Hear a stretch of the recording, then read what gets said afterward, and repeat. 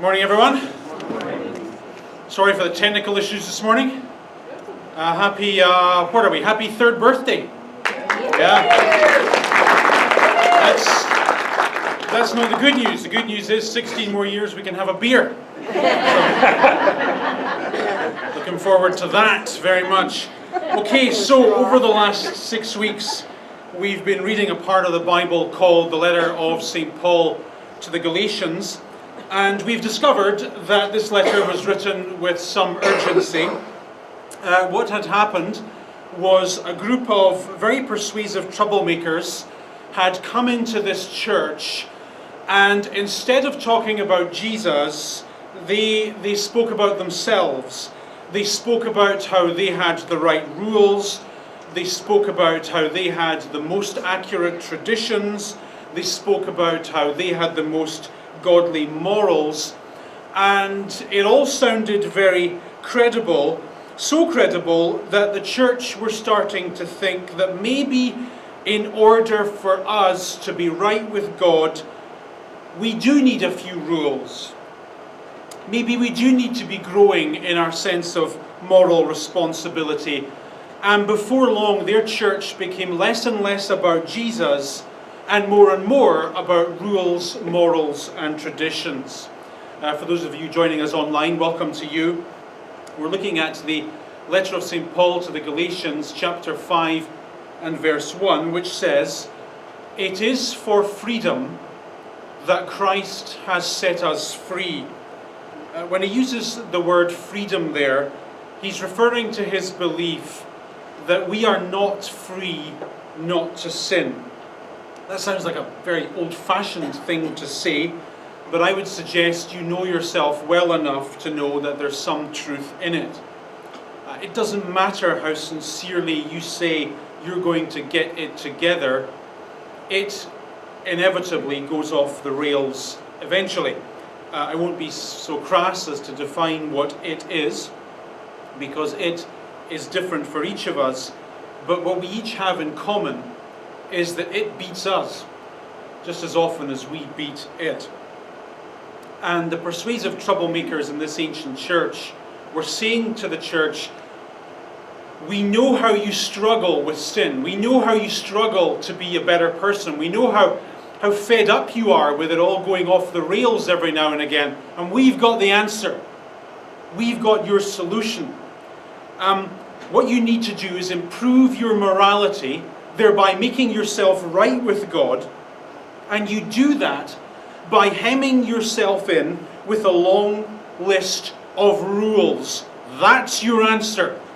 You just need more rules. The theory being that if you have rules that govern every single activity from breakfast to bedtime, and every activity from bedtime to breakfast, your life will be sufficiently restricted so as to prevent you from doing the wrong thing. And then by default, that will lead you closer to God, and God will like you. So their self-improvement sales pitch was, we know how you struggle. We know how you find yourself being drawn to the dark side of life. We know how you sometimes do things that you don't want to do. But don't worry.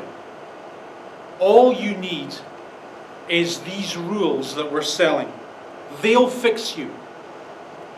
They'll allow you to legislate your way to being a better man, a better woman, and then you'll be right with God. To which Paul says, do not let yourselves be burdened again by a yoke of slavery. Let's have a quick look at a yoke so that we know what we're talking about. So here's a couple of beasts in Albania, and as you can see they have a wooden thing around their necks. That wooden thing is a yoke, and among other things it's there to remind these beasts that they're not free. They're not free to wander around as they please. They're not free to go where they want. They are in fact beasts of burden. And so in referring to the suggestion that an ever-increasing morality is necessary for you to be right with God, and can be attained by an ever more detailed list of rules, Paul says that's just a yoke. That's just a heavy burden that you don't need. The burden, of course, being that they restrict your life and never, ever, ever lead you to freedom. No matter how hard you try to live within the rules, no matter how hard you pretend that you live within the rules, you cannot escape the fact that you're not free not to sin. And the rules just aren't helping. Rules don't fix you. Rules don't make you right with your Maker. So in verse 1 he says, stand up to these people. Don't give an inch of ground to these people. Because to do so is to ignore the fact that Jesus has set you free from the impossible burden of trying to achieve by rules what rules can never achieve. Listen, remember what you heard. God loved you while you were immoral. While you were doing that thing of which you are most ashamed, for which others judge you most severely. Then, even then, at your lowest point, God loved you fully. Remember what the Bible says. It was while we were still sinners that God loved us. And He loved us in this. For us He sent His Son to die. And in that death, your sins of which you're most ashamed were punished. In that death, all of your guilt that you've carried for way too long was absolved. In that death, you who've done those things and who carry those baggages from the past, you, even you, are made right with God. And so consequently, when He looks at you today, He doesn't see a person who's done those things. He sees a person who he's okay with. His son, his daughter, someone He loves, someone whose sins in the past and in the present and even in the future are forgiven. Remember, Christianity is about Jesus and not about you. Christianity is about what Jesus has done already and not about what you need to do going forward. Next sentence, he says, mark my words. Cross my heart, hope to die. If you let yourselves be circumcised, Christ will be of no value to you at all. So these persuasive troublemakers in this first century church were from a Jewish Christian background, and so obviously the rules and traditions and morals that were important to them were Jewish ones, and Jewish morality 101 began with the ritual of circumcision. And these people never ever missed an opportunity to talk about how that was important to them and how it should be important to you as well. And they were good at it. Their line was that circumcision's in the Bible. If it's in the Bible, it must be important. And so therefore it makes sense, doesn't it, that if you're going to be right with God, if you're going to make it to heaven, then what you need is to be circumcised. And Paul says, if you give in to this particular pressure, you are saying in that act that insofar as circumcision is necessary, Jesus is unnecessary. If you give in to the people who want you to adapt their morality and live by their conscience, you will then be saying that it is in fact within your own power to make yourself right with God. You'll be saying that you don't need Jesus to make you right with your Maker. You just need you and your rules and your traditions. This point is expanded in verse 3. He says, I declare to every man who lets himself be circumcised that he is obligated to obey the whole law. Now please understand, Paul's not being anti-Semitic here particularly. He's not saying there's anything insidious about circumcision. But in the Galatian church, it was becoming insidious because it was being sold as a ticket to heaven. Similarly, there's nothing wrong with living a moral life. There's nothing wrong with being a good church boy or church lady. But these things become wrong when we think of those things as being a way to make ourselves right with God. Paul is saying here there's two ways you can be right with God. One is through what you do, and the other is through what Jesus has already done. So if you think that you can be right with God by obeying a few rules, then I need to inform you, you need to obey all the rules. And you need to do so perfectly all the time. And if you think you can do that, I've got two things to say to you. Number one, good luck. Number two, you don't need Jesus. Jesus isn't for you because you've got it covered.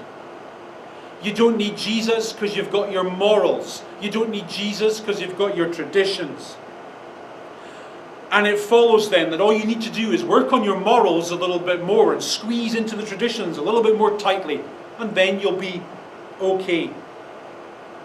By that logic, Paul concludes that to embrace morality or rules or traditions or whatever as the means of being right with God is to reject Jesus as the means of being right with God. So for Paul, there's your choice. You can do it yourself, or you can trust Jesus has already done it. Can't have both. He spells this out in verse 4. He says, "You who are trying to be justified by law have been alienated from Christ. You've fallen away from grace." Interesting turn of phrase. It seems that in the Bible, to fall from grace is not to get yourself into an embarrassing situation or to succumb to those sins to which you are prone.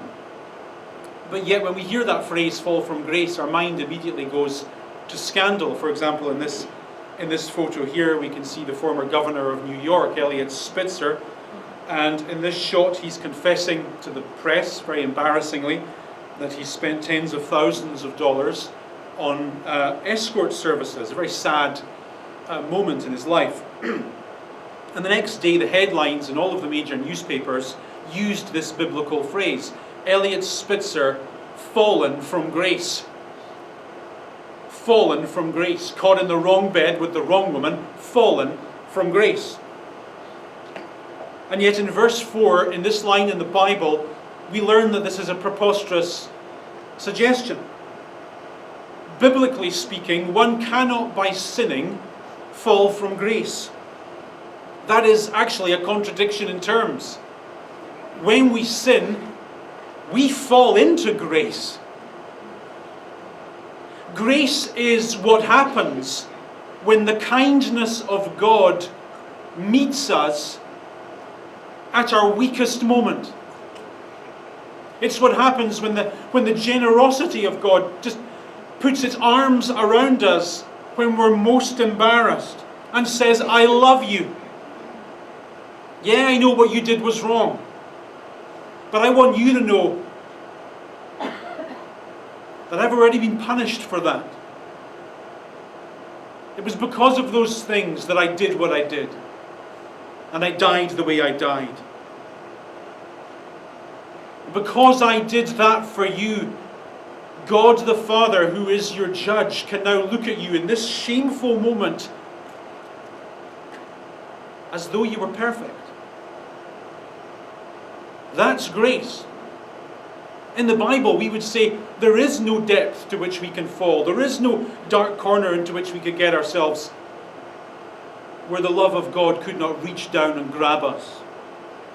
So to fall from grace is not to sin. It's the opposite. To fall from grace, biblically speaking, is to seek to make yourself right with God by your own efforts.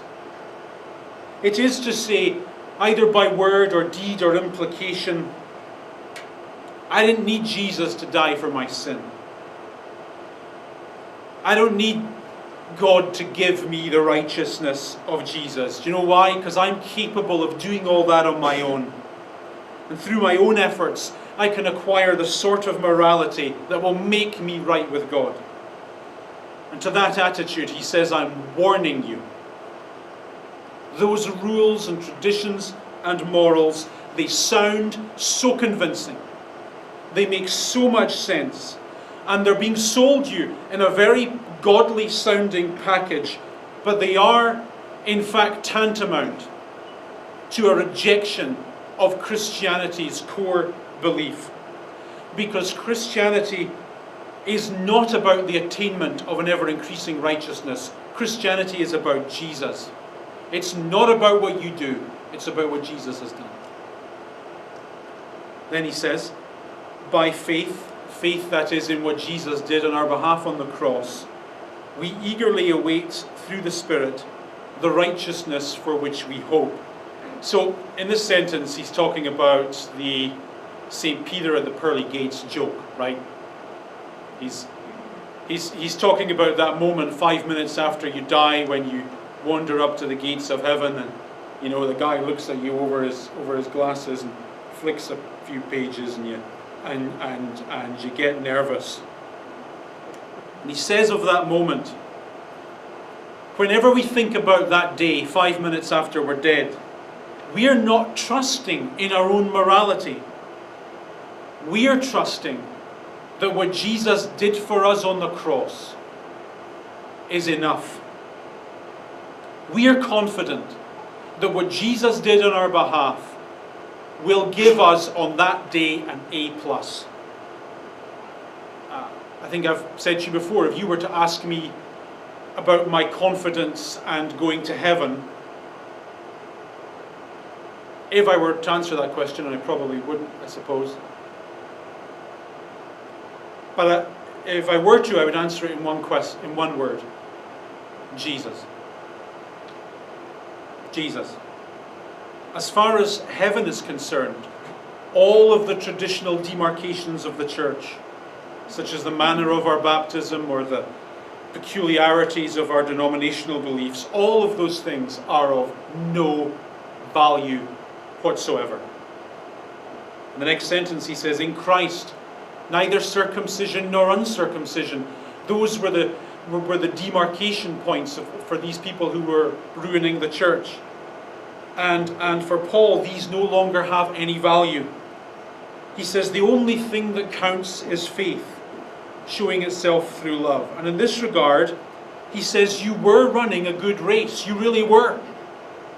Notice again that when Paul searches for a metaphor to describe the Christian life, his mind is most naturally drawn to the imagery of effort.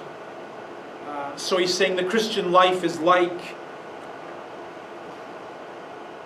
it's like your first Starbucks in the morning. It perks you up. No, that's not it. The Christian life is like, it's like when you go to the spa and you get a facial and you just get rejuvenated and you feel younger and you get a spring in your step. No, that's not it. I know what it's like. It's like a race.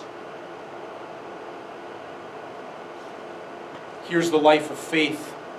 Here's what you're involved in. It's hard.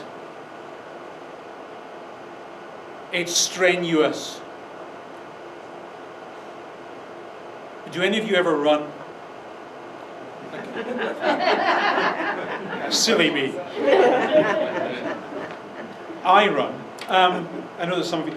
Have any of you ever run at any point in your life?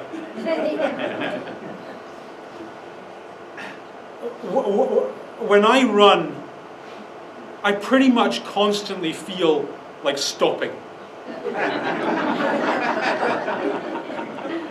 That's the battle in the mind. Gotta stop now.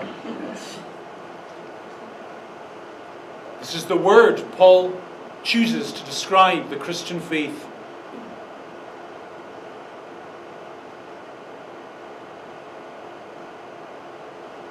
A periodic struggle against giving up. A periodic struggle that involves effort and difficulty and pain, and sometimes you just feel like, no, I can't do this anymore. That's the Christian word he uses to describe the Christian faith. And he says of these people, Last I heard of you, you were doing okay. You were resisting the struggle to drop out. Which leads to the question, who cut in on you and kept you from obeying the truth? That kind of persuasion doesn't come from the one who called you. The phrase cut in there that he uses is one that would have been used in the ancient world to describe what happens when a tree falls down and blocks a road, thereby impeding your progress. And his point is to say to the church, last I heard of you, you were really into Jesus, and it was all about Jesus for you. That's what it was about. And then these people came to your church and they said, hey, here's a DVD you should watch. And here's a book you should read. And here's a seminar you probably should go to. And they had some fringe issues that they wanted to become your fringe issues. And you're probably unaware this has happened because it's so subtle. But at some point you stopped being into Jesus. And you started being into something else. That something else looked Christian, it sounded Christian, it smelled Christian, but it wasn't about Jesus. So it wasn't Christian. And I don't care what the pedigree of these people is. I don't care how big their Bibles are. If they're persuading you to augment the finished work of Jesus on the cross with your own morality, they're wrong. They're wrong. Then he gets personal. He says a little yeast works through the whole batch of dough. In the ancient world, yeast was widely used as a metaphor to talk about something negative. The idea being that a little bit of negativity can spoil the whole thing. Those of you who are parents will understand this metaphor very well. One of your greatest fears is that your children get into a bad crowd, because you know well enough that a little bit of influence from that bad crowd can have a lifelong effect on your child who's hitherto done quite well. So in verse 9, Paul is asking a question of the church. And the question is,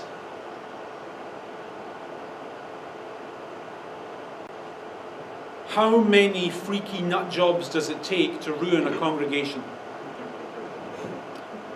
That's the question. How many religious idiots does it take to spoil everyone else's experience of Jesus? And it's an important question.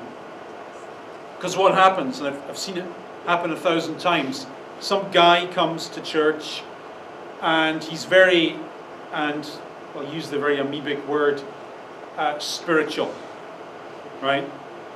And he uses spiritual vocabulary, and God seems to talk to him. He seems to have a very inside track on what's hot and what's not. And he has a few fringe issues that are important to him. He has a few peculiarities that he thinks everyone else should have as well. And what happens is, because he's so spiritual, because he seems so legit, he gets a little bit of a following, and what starts out as his views ends up becoming everyone else's views as well. And we never do anything about that in church, but biblically speaking, we should. The New Testament uses 3 words to describe people who come to church on a Sunday. There's people who the New Testament calls shepherds, there's people who the New Testament calls sheep, and there's people who the New Testament calls wolves. The shepherds are people like me who teach the Bible. The sheep are people who are Christians, and they learn about Jesus and they follow Jesus. And the wolves are something else. They're the people who try and distract the sheep from Jesus. And the job of the shepherds in the Bible is to put bullets in the wolves. So please understand, when verse 9 talks this way, it's not talking about drug dealers, okay? It's not talking about people who are obviously sinful. It's talking about people who appear to be very pious, who are super religious. And of those people, Paul says they are a negative influence in the life of the church. And not only should you not listen to them, you should get rid of them. For the good of the church, get rid of the yeast. Next sentence, he says, I'm confident that in the Lord you will take no other view. As Paul is writing this letter, he knows his congregation are on the brink. And yet he's optimistic that when they read the force of his words, they'll come to their senses and they'll see these troublemakers for what they are. They'll see through their rules and their traditions and their morals, and they'll realize that for all of their surface piety, what they're saying is in fact tantamount to a rejection of Jesus. And as for the troublemakers themselves, he says, the one who's throwing you into confusion will pay the penalty. That sounds very threatening, doesn't it? Ooh, I'm scared now. Paul's upfront about this. He knows these words are going to be read in church, and he knows this guy, whoever he is going to hear these words, and he speaks up front. Next sentence, please, Dave. Verse 11, brothers.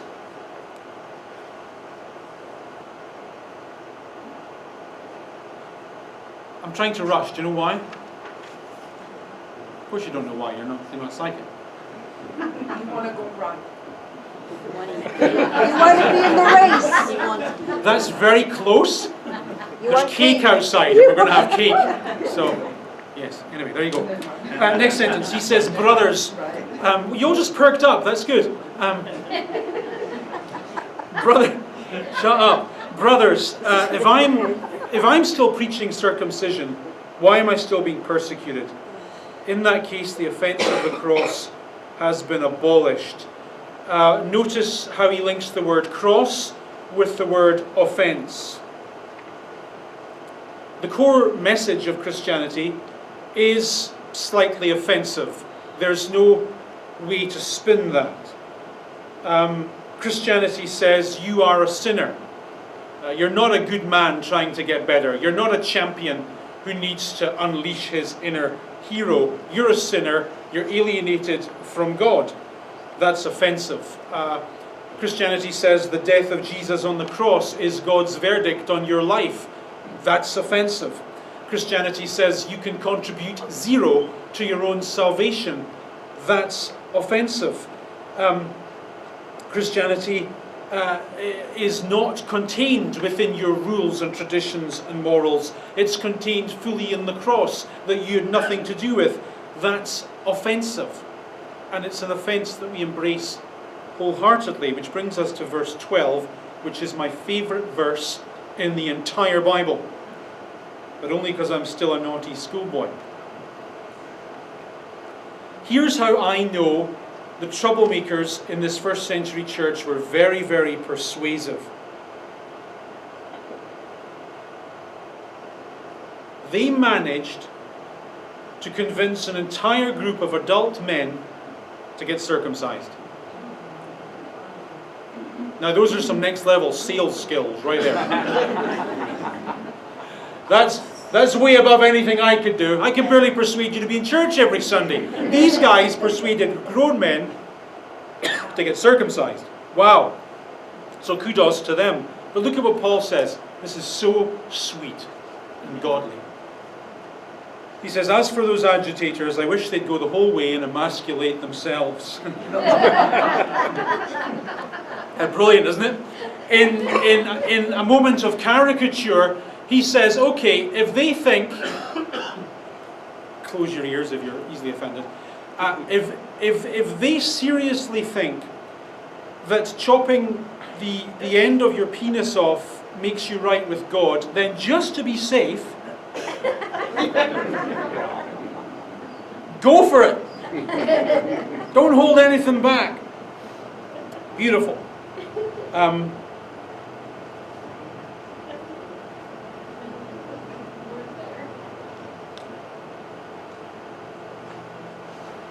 Okay, last sentence, then we'll stop.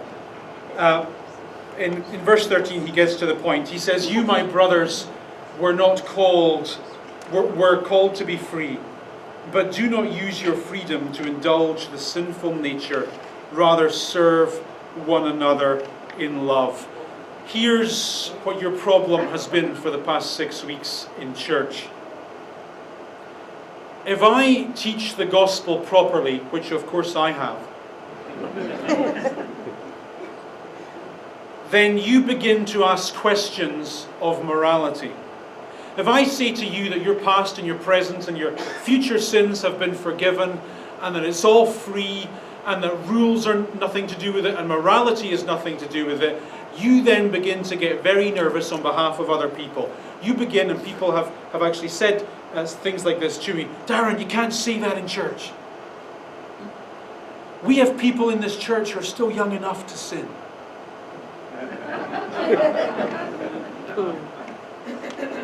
And if you tell them that it's not about rules and morals and that those things aren't important, they'll think that's just license to do whatever they want.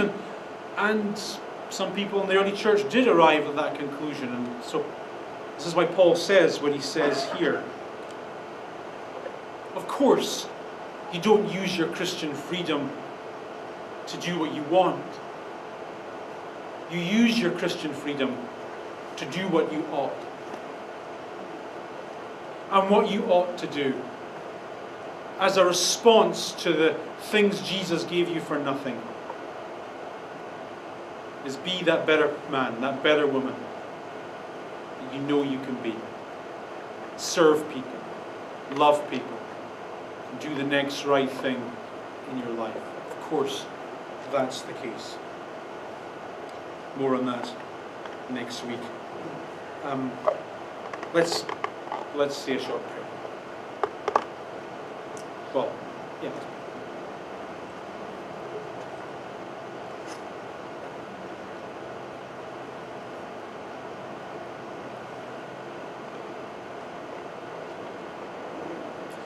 Our Father, though we do not know how to pray, we pray.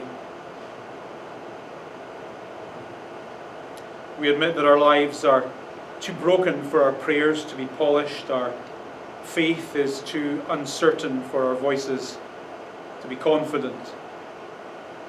And yet, imperfect as we are, we say that we believe, and we wish to believe. We ask that our faith might be full and unreserved. We ask that our lives will be filled with joy and peace and gladness. We ask that our believing will make us better people, not worse people. People who are more open, not more narrow. And we will not be so stupid in our prayers to ask you to walk with us, for we know that you already do.